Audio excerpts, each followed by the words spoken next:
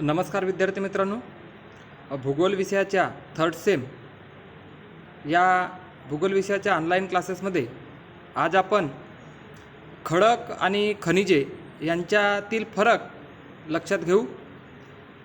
तर पृथ्वीची निर्मिती झाली तेव्हापासून पृथ्वी सुरुवातीला वायुरूप तप्त असा गोळा होता आणि कालांतराने पृथ्वीच्या अंतर्गत भागातील उष्णता बाहेर पडल्यामुळे पृथ्वीचं तापमान कमी होऊ लागले आणि पृथ्वीचं तापमान कमी होऊ लागल्यामुळे पृथ्वी थंड होऊन तिला हळूहळू स्थिर अशी घनरूप अवस्था प्राप्त झाली.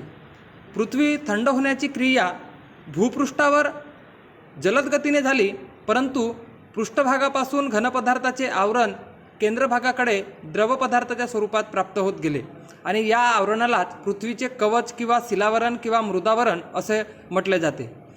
पृथ्वीच्या अंतर्गत भागातील हे जे लावारस आहे हे भूपृष्ठावर आल्याच्या नंतर ते कठीण अशा घनपदार्थात स्थिर झाले, त्यालाच आपण खडक असं म्हणतो.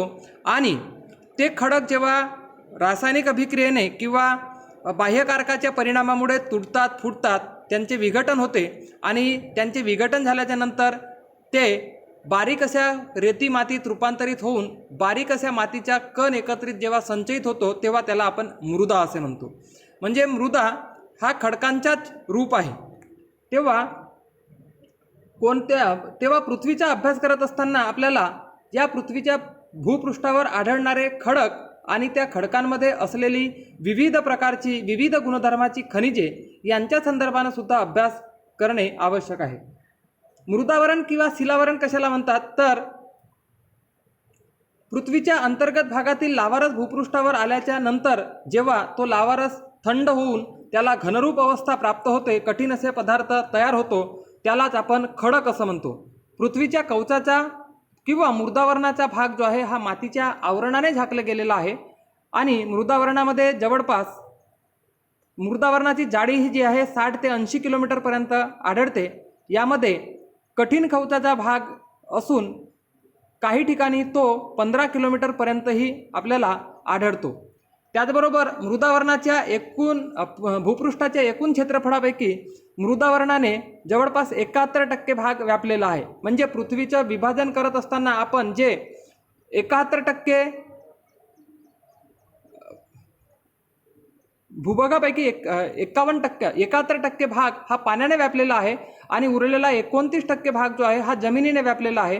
म्हणजे पृथ्वीचे विभाजन करत असताना जे 71% पाणी आणि 29% जमीन असं विभाजन जे आपण करतो, तर हा 29% भाग जो आहे हा मृदावरणाने व्यापलेला आहे आणि 71% भाग जो आहे भूपृष्ठाचा, हा 71% भाग जलावरणाने व्यापलेला आहे. मृदावरणाचा भाग हा विशेषतः खडकांपासून बनलेला आहे आणि जमीन असलेल्या क्षेत्रात खडक आपण स्पष्टपणे पाहू शकतो. काही भागात खडक तुटून फुटून कालांतराने त्यांचे बारीक रेती मातीत रूपांतर झाल्याचेही आपल्याला दिसून येते. भूपृष्ठाच्या खाली पाण्याखाली असलेल्या बऱ्याचशा क्षेत्रातील खडक प्रत्यक्ष पाहणे शक्य नाही. महासागराच्या तळाखाली सुद्धा आपल्याला खडकांचे अस्तित्व जाणवते. त्यामुळे त्यांचे नमुने मिळवून किंवा त्यांचा प्रत्यक्ष अभ्यास करून अभ्यासाच्या आधारे आपण त्यांचं अध्ययन करू शकतो. पृथ्वीचे हे जे कवच आहेत हे कवच एकजिन्सी नसून अनेक प्रकारच्या खडकांचे बनलेले आहे. म्हणजे पृथ्वीच्या पृष्ठभागावर सर्वत्र आपल्याला एकाच गुणधर्माचे, एकाच स्वरूपाचे, एकाच आकाराचे, एकाच गुणवैशिष्ट्यांचे खडक आपल्याला आढळत नाही. याचं कारण असं की भूपृष्ठाच्या अंतर्गत भागातील लावारस बाहेर येत असताना तेथील खडकांची रचना, त्याचबरोबर तेथील भौगोलिक परिस्थिती, हवामान, दाब ह्या सगळ्यांचा एकंदरीत परिणाम वेगवेगळ्या ठिकाणी वेगवेगळा होत असतो. त्याबरोबरच या खडकांच्या अभ्यासाचे महत्त्व काय आहे. आपण खडकांचा अभ्यास अभ्यास जो करतो हा अभ्यास आपल्याला महत्त्वाचा आहे का, किंवा खडकांचा अभ्यास करणे आपल्यासाठी कशामुळे फायदेशीर आहे. तर भूगर्भशास्त्रात खडकांच्या अभ्यासाला सविस्तर असं महत्त्व आहे. भूगोलाच्या अभ्यासात देखील खडकांच्या अभ्यासाला अनन्यसाधारण महत्त्व दिले गेले आहे. कारण या खडकांच्या आधारेच आपण भौगोलिक घटकांचा अभ्यास करत असताना प्राचीन कालखंडातील भौगोलिक स्थितीचा अभ्यास आपण याच खडकांच्या अध्ययनाच्या आधारे करू शकतो. भूपृष्ठावरील भूरूपांची निर्मिती खडकावर अवलंबून असते आणि खडक आणि मानवी जीवन यांचाही अतिशय घनिष्ठ संबंध असतो. जोपर्यंत खडक तुटत फुटत नाही, त्यांचे विघटन होत नाही, त्याचे मातीत रूपांतर होऊ शकत नाही, माती तयार झाली नाही तर शेती होऊ शकत नाही, शेती तयार झाली नाही तर मानवाला अन्नधान्य मिळणार नाही, मानवाला उद्योगधंद्यासाठी लागणारा कच्चा माल मिळणार नाही. त्यामुळे खडकांचा अभ्यास भौगोलिक घटकांमध्ये करणे अत्यंत महत्त्वाचे आहे आणि यांचा महत्त्व काय काय आहे हे आपण एकंदरीत आणखी समोर अभ्यास करणारच आहोत. त्यामध्ये पहिला महत्त्व आहे की खडकांचा उपयोग प्रामुख्याने आपण घरे बांधण्यासाठी, त्याचबरोबर धरणे तयार करण्यासाठी, इमारती तयार करण्यासाठी या खडकांचा उपयोग आपण मोठ्या प्रमाणात करत असतो. हा आपला दैनंदिन उपयोगात आपण खडकाला सुद्धा उपयोग करतो. दुसरा आहे की भूगर्भात कोणत्या प्रकारचे खडक आहेत हे जर आपल्याला माहीत असेल तर कोणत्या प्रकारच्या खडकांमध्ये कोणते खनिज द्रव्ये आपल्याला आढळतील, कोणती खनिज द्रव्ये आढळतील, या खनिज द्रव्याच्या आधारे आपण ते खनिज द्रव्ये काढून आपण त्यांचा उपयोग करू शकतो. त्याचबरोबर भूपृष्ठाच्या वरील जो बारीक मातीचा थर आहे, या बारीक मातीच्या थराला आपण मृदा असं म्हटले आहे. या मृदेच्याच आधारे आपण शेती विकसित करत असतो. कोणत्या मातीत कोणत्या प्रकारचे खनिज द्रव्य आहेत, कोणते रासायनिक तत्व आहेत, यांच्या आधारे आपली पीक पद्धती, आपली शेती अवलंबून असते. त्याचबरोबर कोणत्या प्रकारच्या मातीमध्ये कोणते गुणधर्म आढळतात यांचासुद्धा अध्ययन आपण या खडकांच्या अभ्यासाच्या आधारे करू शकतो. त्याचबरोबर मानवी जीवनाशी निगडीत असलेल्या अनेक पैलू सुरुवातीला आपण या मातीच्याच आधारे, खडकांच्याच आधारे आपली मातीची भांडी तयार करत होतो. त्याचबरोबर भूगोल विषयात खडकांच्या अभ्यासाला भूकवचाच्या बदलत्या स्वरूपाची माहिती या खडकांच्या आधारेच होऊ शकते. म्हणजे भूपृष्ठ हे सतत बदलत असते, ते स्थिर नाही आणि ते स्थिर नसल्यामुळे त्यांच्या अस्थिरतेची कारणं खडकांच्या अभ्यासाच्या आधारेच प्राप्त करू शकतो. त्याचबरोबर विविध प्रकारच्या भू आकारांची निर्मिती खडकांच्या स्वरूपावरच अवलंबून असते. विविध प्रकारचे भू आकार या खडकांच्या स्वरूपाच्या आधारेच निर्माण होत असतात. पृथ्वीच्या निर्मितीचा कालखंड सुद्धा आपण खडकांच्याच अध्ययनाच्या आधारे प्राप्त करू शकतो. पृथ्वीची निर्मिती जरी 4,500 अब्ज वर्षापूर्वी झाली असली तरी 4.5 अब्ज वर्षापूर्वी झाली असली तरी त्या पृथ्वीच्या निर्मितीचा कालखंड निश्चित करण्यासाठी आपल्याला खडकांचा अभ्यास करणे आवश्यक असते. पृथ्वीच्या भूतकाळाची माहिती देणारा महत्त्वाचा दस्तऐवज किंवा पुरावा जर कोणता असेल तर तो आपण खडकालाच म्हणतो. म्हणून खडक, rocks are the books of the earth, history and fossils are the pages. म्हणजे खडक हे पृथ्वीच्या पुस्तकाचे, ऐतिहासिक पुस्तकाचे पानं आहेत आणि फॉसिल्स हे पानं आहेत आणि खडक ही काय आहे तर त्याचं बुक्स आहे. Rocks are the books of the earth, history and fossils are the pages. त्याचबरोबर खडक आणि खनिजे यातील काय फरक आहे तर खडकांच्या रचनेत खनिजे हा महत्त्वाचा घटक आहे.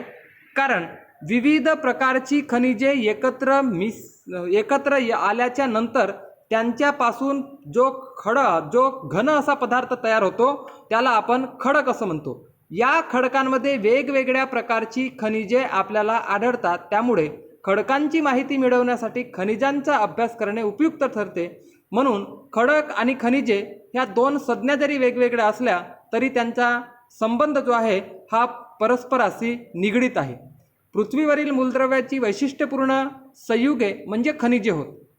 लक्षात घ्या, व्याख्या बहुतेकदा परीक्षेच्या स्वरूपात परीक्षेमध्ये या स्वरूपाचा प्रश्न विचारला जातो की पृथ्वीवरील मूलद्रव्यांची वैशिष्ट्यपूर्ण संयुगे म्हणजेच रिकामी जागा होत, तर आपण खनिजे असं लिहू शकतो. तसेच खनिजांचे एकजिन्सी मिश्रण म्हणजेच खडक होत. म्हणजे मूलद्रव्याची वैशिष्ट्यपूर्ण संयुगे जेव्हा एकत्र येतात तेव्हा खनिजांची निर्मिती होते आणि वेगवेगळ्या प्रकारची खनिजे जेव्हा एकत्र येतात तेव्हा खडक निर्माण होतात. खडक आणि खनिजे यामध्ये मूलभूत स्वरूपाचा फरक आहे. पहिला फरक असा आहे की मूलद्रव्ये किंवा खनिजांच्या मिश्रणामध्ये निर्माण झालेल्या व निश्चित रासायनिक घटना नसलेल्या घन पदार्थास खडक असे म्हणतात. म्हणजे बहुतेक मूलद्रव्य किंवा खनिजांच्या मिश्रणाने निर्माण झालेल्या आणि निश्चित रासायनिक घटना नसलेल्या, म्हणजे खडकांची निश्चित रासायनिक घटना किंवा संघटना नसते, खडकांची संघटना अनिश्चित असते, मात्र खनिजे जे आहेत हे खनिजे मात्र एकसंघ असेंद्रिय निश्चित कायिक आणि रासायनिक घटना असलेले नैसर्गिक पदार्थ म्हणजे खनिज होत. तर यामध्ये पहिला लक्षात ठेवायचं की खडकांची रासायनिक विशिष्ट निश्चित अशी घटना नसते, परंतु खनिजांची एकसंघ असेंद्रिय निश्चित कायिक रासायनिक घटना असते. दुसरं आहे खडक खनिजांचे मिश्रण होत. खडकांना आपण म्हणजे बहुतेक खनिजे एकत्र आल्याच्या नंतर त्यांच्या मिश्रणापासून खडक तयार होतात, मात्र खनिजे ही मूलद्रव्यांचे मिश्रण असते. खडक हे सेंद्रिय असतात. या खडकांमध्ये वनस्पती आणि प्राण्यांची अवशेष आपल्याला काही प्रमाणात आढळतात, मात्र खनिजे असेंद्रिय असतात. खनिजांमध्ये वनस्पती प्राण्यांची कोणतेही अवशेष आढळत नाही. खडकांना विविध प्रकारच्या छटा असतात, मात्र खनिजांचा रंग एकजिन्सी असतो. एकाच प्रकारच्या खडकांमध्ये बहुधा आपल्याला 2-3 मूलद्रव्याचे कमी अधिक प्रमाणात गुणधर्म दिसू शकतात, परंतु खनिजामध्ये मात्र आपल्याला कमी अधिक प्रमाणात वेगवेगळ्या प्रकारचे मूलद्रव्याचे बहुतेक वेगवेगळ्या मूलद्रव्याची वैशिष्ट्ये आढळत नाही. खनिजांचे गुणधर्म त्यांच्या घटनात्मक मूलद्रव्यावरून अवलंबून असतात, मात्र खडकांचे वर्गीकरण करताना त्यांची निर्मिती, त्याचा पोत, त्याचं स्थान आणि खडकांचा रंग यावरून केली जाते. परंतु खनिजांचे वर्गीकरण करताना खनिजांचा रंग, स्फटिकाची घडण, त्यांचा तेजपणा, त्यांची पारदर्शकता, खनिजांचे थर आणि घाट यावरून केली जात असते. खडक हे स्फटिकमय नसतात, परंतु खनिजे मात्र स्फटिकमय असतात. खडकांची घटना खनिजांच्या तुलनेने गुंतागुंतीची नसते. खडकांची घटना गुंतागुंतीची नसते, मात्र खनिजांची घटना अत्यंत गुंतागुंतीची असल्याचे आपल्याला दिसून येते. खडकांमध्ये आपण ग्रॅनाइट, बेसाल्ट, दगडी कोळसा, चुनखडी, रेती खडक, वालुकास्म खडक, संगमरवर, क्वार्ट्झाइट यांचा समावेश करतो, मात्र खनिजामध्ये आपण पायराइट, मॅग्नेटाइट, लिमोटाइट, ग्रॅफाइट, जिप्सम, अभ्रक यांचा आपण समावेश करतो. खनिजांच्या तुलनेने खडकांचे आर्थिक महत्त्व फार कमी आहे, म्हणजे खनिजे जेवढे महत्त्वाचे असतात त्याच्यापेक्षा खडकांचे महत्त्व कमी आहे, परंतु मानवी जीवनात खडकांचे महत्त्व आपण दैनंदिन उपयोगातही खूप मोठ्या प्रमाणात करत असतो. खडकांचा उपयोग बांधकाम, शिल्पकाम, मूर्तिकाम, रस्ते निर्मिती, बांध तयार करण्यासाठी, दगडगोट्यांचा वापर आपण शक्ती साधनं म्हणून मोठ्या प्रमाणात करतो. परंतु एका बाजूला जर विचार केला तर खनिजांचा उपयोग आपल्याला कारखान्यामध्ये विविध प्रकारचा कच्चा माल म्हणून मोठ्या प्रमाणात केला जातो.